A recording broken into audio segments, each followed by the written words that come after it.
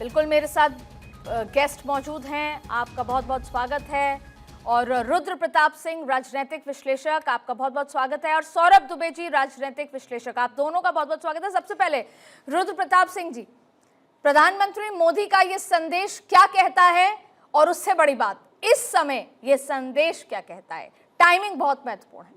देखिए, टाइमिंग इसलिए ज़्यादा महत्वपूर्ण हो जाती है, और मैं इस संदेश में और ख़ास करके नरेंद्र मोदी जी ने जो महिलाओं की बात करी है उसमें मुझे कुछ जो आशंका है। कारण क्या है कि ये पहले से भी लागू है और 26 में परिसीमन के बाद लागू हो जाएगा, लेकिन सरकार महिलाओं को परिसीमन के लिए आड़े हाथे ले रही है। मुझे कहीं से भी अच्छा नहीं लग रहा है। कारण क्या है कि जब परिसीमन के बाद महिलाओं को एक बार रुद्र प्रताप सिंह जी, मैं टेक्निकल बात छोड़ के आप तो एक बार मैं उस पर भी आऊंगी, हम बिल्कुल विस्तार से टेक्निकल चर्चा करेंगे, लेकिन एक बात बताइए, अगर महिलाओं को संदेश प्रधानमंत्री जी दे रहे हैं, टाइमिंग आज चूज करी है, लेकिन उससे पहले भी महिलाओं का सशक्तिकरण का ये जो बिल था वो बहुत पहले आ चुका है, तो गलत क्या है सर? 27 सालों तक नहीं आया, अब अगर हो रहा है तो भी हम उसकी टेक्निकलिटीज ढूंढेंगे। नहीं, उसके वो तो होना ही है, उसमें कोई गलत क्या है? वो तो 26 में परिसीमन लागू होते अपने आप लागू हो जाएगा, इसमें कुछ करने की जरूरत ही नहीं है।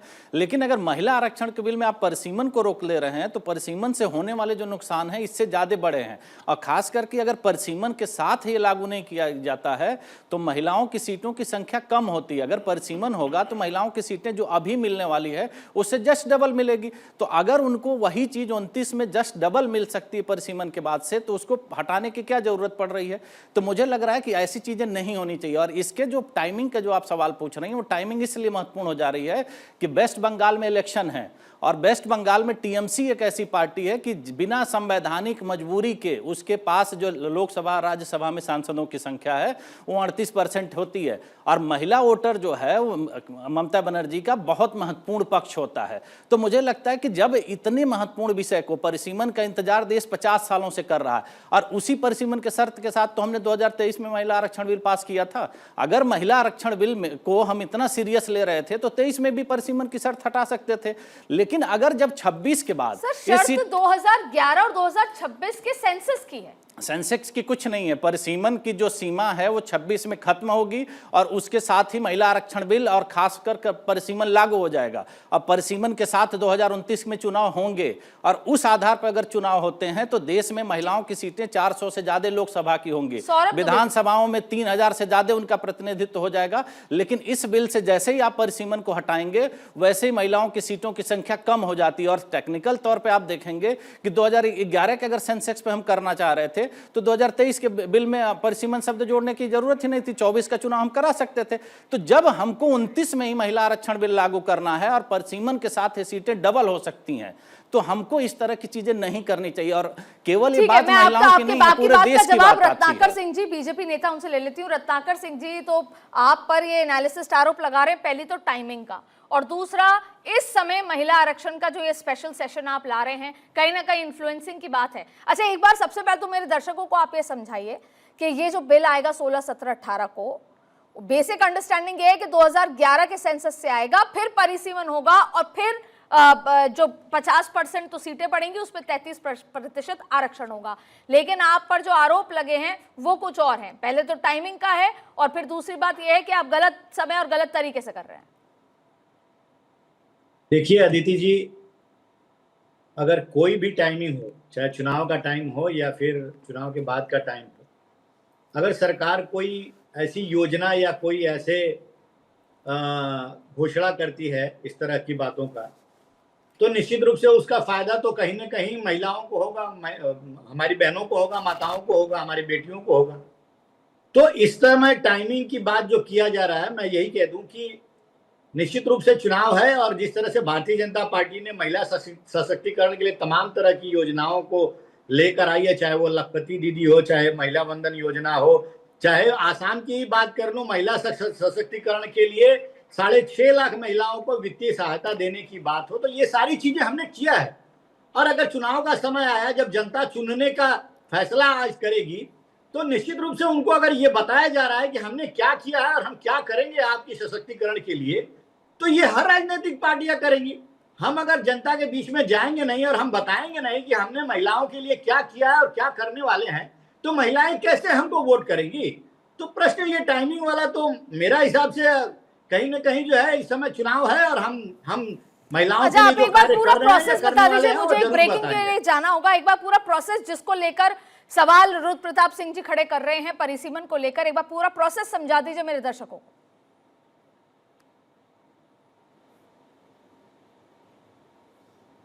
प्रश्न मेरे से अदिति जी। आपका ये पूरा प्रोसेस जो 16, 17, 18 को इस स्पेशल सेशन को बुलाकर बिल लाने के पीछे की मंशा समझा दीजिए, इसके पीछे का प्रोसेस समझा दीजिए। 2011 के सेंसस से करने के लिए क्यों इतनी जल्दी है जो आप पे आरोप हैं, क्योंकि महिला आरक्षण को लेकर तो और भी तमाम बातें हैं। विपक्ष ये चाहता है कि एक बार ऑल पार्टी मीटिंग हो, तो इसको पूरे प्रोसेस को मेरे दर्शकों को समझा दीजिए सर। नहीं, देखिए, अभी महिलाओं के लिए जो हमने महिला आरक्षण बिल लाया है वो निश्चित रूप से लागू किया जाएगा और महिलाओं को उनका हक मिलेगा। आधी आबादी को पूरा हक देने का काम जो है भारतीय जनता पार्टी द्वारा किया मैं जाएगा। एक ब्रेकिंग ले लेती हूँ, उसके बाद मैं समझाऊंगी प्रोसेस सर, शायद आप नहीं समझा पा रहे। वापस से आपको लेकर चलते हैं चुनाव पर, लेकिन उससे पहले आपको बता दें कि प्रधानमंत्री नरेंद्र मोदी ने आज महिलाओं को संदेश दिया है। लेकिन मेरे साथ कई सारे गेस्ट मौजूद हैं, उनसे समझते हैं। देखिए, सबसे इंपॉर्टेंट बात, जैसे अभी हम चर्चा कर रहे थे, 16, 17, 18 को देश की संसद में महिला आरक्षण बिल पर चर्चा भी होगी, बिल पास होगा। और अभी हमने रत्नाकर सिंह जी से बात की, मेरे साथ और भी सौरभ दुबे जी, आपसे समझते हैं। सौरभ दुबे जी, अभी शायद कोई कंफ्यूजन समझ आ रहा है, परिसीमन होगा, लेकिन इंपॉर्टेंट बात यह है कि जो 2026 के सेंसस से होना था, वो 26 का सेंसस 2029 तक पूरा और कार्रवाई नहीं हो सकती, इसलिए 2011 के सेंसस से होगा। विपक्ष को आपत्ति 2011 के सेंसस से होने की वजह से है। अब ऐसे में जो 16, 17, 18 को महिला आरक्षण बिल पारित होगा और उसमें यह अप्रूवल लिया जाएगा सभी छोटी छोटी पार्टी से, लगातार बीजेपी और एनडीए बात कर रही है कि ये 2011 से हो जाए, तो ऐसे में अगर कोई आपत्ति दर्ज कराएगा तो मैसेजिंग क्या जाएगी और ये कितना सही है कि 2011 के सेंसस से हो जाए, या इंतजार करना चाहिए था कि 2026 का सेंसस पूरा किया जाए, लेकिन ऐसे में फिर 2034 तक ये बिल पेंडिंग पड़ा रहेगा। देखिए अदिति जी, मुझे लगता है कि जो नारी शक्ति वंदन अधिनियम, ये एक जो विचार है, एक सोच है, ये निश्चित तौर पर ये जो भारत की आज की नारी समाज है, जिसको प्रधानमंत्री नरेंद्र मोदी जी ने अपनी सरकार के माध्यम से भारत के अंदर जो सबसे सर्वोच्च सदन है, संसद के पटल पर, वहाँ पर घोषणा की और कहा कि 33% आरक्षण हम महिलाओं को देने जा रहे हैं और इसके माध्यम से जो भागीदारी है सरकार के अंदर, वो 33% जो है महिलाओं की होगी। देखिए, जब कोई व्यक्ति किसी बात को कहते हैं प्रधानमंत्री, तो बहुत ही सकारात्मक विचारों के साथ कहते हैं। बहुत सारे उसमें टेक्निकल पॉइंट्स हैं।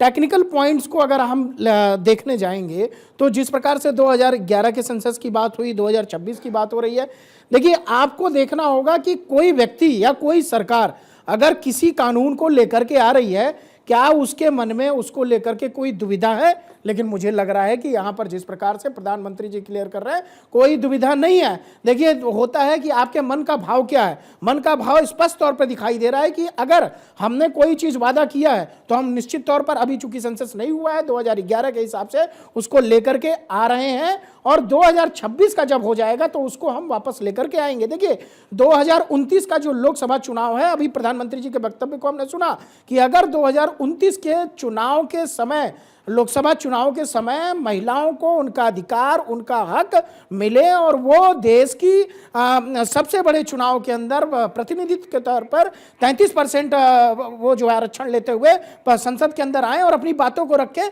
तो वो तो स्पष्ट तौर पे दिखाई दे रहा है कि सरकार जो है वो क्लियर चाहती है कि किसी भी हालत में। आपकी इन बातों का मैं शुभम कुमार जी से जवाब लूंगी, क्योंकि उसका केरला का क्या इंपैक्ट जाता है, लेकिन उससे पहले 9 बजे तक का वोटिंग परसेंटेज मैं आपको बताऊंगी। आज जहां जहां पर चुनाव है, सबसे जो खास बात यह है कि 9 बजे तक मतदान प्रतिशत असम का 17.78% हो चुका है।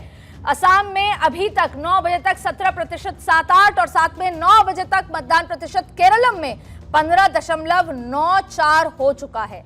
तो आप देखिए, लगातार वोटिंग प्रक्रिया चल रही है और पुडुचेरी में 17.16% हो चुका है। तो ये तीनों जो परसेंटेज आपको हमने बता दिए, तीनों राज्यों में चुनाव प्रक्रिया चल रही है, आज वोटिंग है। लेकिन शुभम कुमार जी हेला हमारे साथ मौजूद हैं, नेता सीपीआईएम हैं, आप ये बताइए कि मैं महिला आरक्षण पे तो बात करूंगी, क्योंकि आज जो संदेश है वो केरला में कितने अंदर तक जाएगा। और दूसरी बड़ी बात है, ये जो केरला है ये कितना ज्यादा इंपॉर्टेंट है, आखिरी बेस्टियन है आपका। सबसे पहले आप सत्ता में लेफ्ट पार्टी यहां से आई, और अब अगर ये नहीं बचा पाई, क्योंकि हाल ही में जब चुनाव हुए थे आपके लोकल बॉडीज के, तो कांग्रेस ने बेहतर प्रदर्शन किया था। शुभम जी। देखिए, पहले तो बता दूं कि केरल में जो एलडीएफ की सरकार है, लेफ्ट डेमोक्रेटिक फ्रंट की सरकार है, 10 सालों से जनता के जो उम्मीद है, जनता का जो भरोसा है, उस पर खरी उतरी है। आप किसी भी भाजपा शासित राज्य से हमारे केरल राज्य का तुलना कर लीजिए, वहां का शिक्षा व्यवस्था, स्वास्थ्य, गरीबी उन्मूलन कार्य, मजदूरों के लिए सामाजिक सुरक्षा, न्यूनतम वेतन और महिलाओं की सुरक्षा, इन तमाम मुद्दों पे कॉमरेड पिनराई विजयन के नेतृत्व में केरल की एलडीएफ सरकार ने बहुत ही शानदार काम किया है। चुनाव एक प्रक्रिया का हिस्सा है, कभी जीत कभी हार होती है, लेकिन आप अगर भारत के किसी भी राज्य से केरल को मिलाएंगे, वहां के विकास दर को मिलाएंगे, तो केरल सबसे अव्वल दर्जे का राज्य है जिसने अभी तक अपने सरकारी तौर पे इंटरनेट की सेवा दी है, गरीबी उन्मूलन का कार्य किया, मजदूरों के लिए एक नियमित मतलब ये जो है वेतन का घोषणा किया है। वहाँ पे सामाजिक सुरक्षा देख लीजिए। शुभम जी, एक बात का जवाब दीजिए, आप इस बात से इत्तेफाक रखेंगे कि ये पहली बार था कि 2 बार लगातार सरकार आई, उसकी बड़ी वजह थी जो केरला में जिस तरीके से बाढ़ आई और लेफ्ट पार्टी का एक अच्छा मैनेजमेंट रहा। उसके अलावा कोरोना भी था पिछली बार, लेकिन आपने देखा कि पार्लियामेंट चुनाव हुए, कांग्रेस का अच्छा प्रदर्शन रहा, फिर लोकल बॉडीज के चुनाव रहे, कांग्रेस का अच्छा प्रदर्शन रहा। तो एक तरफ तो कांग्रेस खड़ी हुई है और दूसरी तरफ खड़ी है एनडीए की सरकार, जो भले ही सत्ता में आए या नहीं आ पाए, लेकिन कम से कम जो हिंदू वोट बैंक है और क्रिश्चियन वोट बैंक है उसमें तो सेंधमारी जरूर करेगी। तो आप ये कह रहे हैं, आपकी त्रिपुरा में सरकार रही, बंगाल में रही, ये आखिरी किला है आपका, अगर ये ढह गया तो बहुत दिक्कत हो जाएगी। इसलिए क्या तैयारी है, क्या 5 बड़े पॉइंट्स हैं आपके पास जिससे आप सत्ता की वापसी कर सकते हैं? एंटी इनकम्बेंसी भी है और वोटर्स इस बार चुप हैं। देखिए, पहली बार तो हम वामपंथी लोग सत्ता केंद्रित राजनीति नहीं करते। हमारा मुख्य एजेंडा होता है जो मेहनत कश अवाम है, जो जनता जो खट के खाती है, उसके अधिकारों को सुरक्षित करके, उनके अधिकारों को उसके अधिकारों के सवाल पे हम जो समर्थन करते हैं, हम उसको लड़ते हुए सत्ता तक जाते हैं। हमारा मुख्य उद्देश्य चुनाव लड़ना ही सिर्फ नहीं है, और चुनाव लड़ते हैं क्योंकि इस देश के अंदर में संविधान के ऊपर हमला है, संविधान को बचाना। लेकिन केरल में जिस तरह से वामपंथी सरकार ने इतना अच्छा शानदार काम किया, मुझे उम्मीद है कि केरल की जनता फिर से वामपंथी सरकार को, एलडीएफ की सरकार को, कॉमरेड पिनराई विजयन के नेतृत्व में सत्ता सौंपेगी। और आपने कहा कि बंगाल और त्रिपुरा, बंगाल में भी इस तरह से झूठा आरोप और एक गलत आपके आरोपों का जवाब मैं 10 सेकंड सौरभ जी से लूंगी, उसके बाद मुझे ब्रेक पे जाना है। सौरभ जी, मैं बस टाइम को मैं 10 सेकंड एक बार। इतना ही अच्छा काम था तो एलडीएफ को पूरे पोस्टर से आप केरला चले जाइए कि कोचीन से आप उतरिए, त्रिशूर होते हुए कोझिकोड वायनाड की तरफ बढ़िए, पूरा इन्होंने सिर्फ एक पोस्टर लगाए, विकास की कहीं कोई बात नहीं की है। दूसरी बात कह रहा हूं, त्रिशूर से लेकर के कोझिकोड आगे वायनाड तक, सुनिए, हाईवे जो बन रहा था उसको आज आपने 3 साल से लटका रखा है, 4 साल से वो एजिटेट पड़ा हुआ है। जनता की परेशानियों को समझने में एलडीएफ नाकाम है, निश्चित तौर पर मैं कह सकता हूं कि वापस इस चर्चा पे वापस जुड़ेंगे।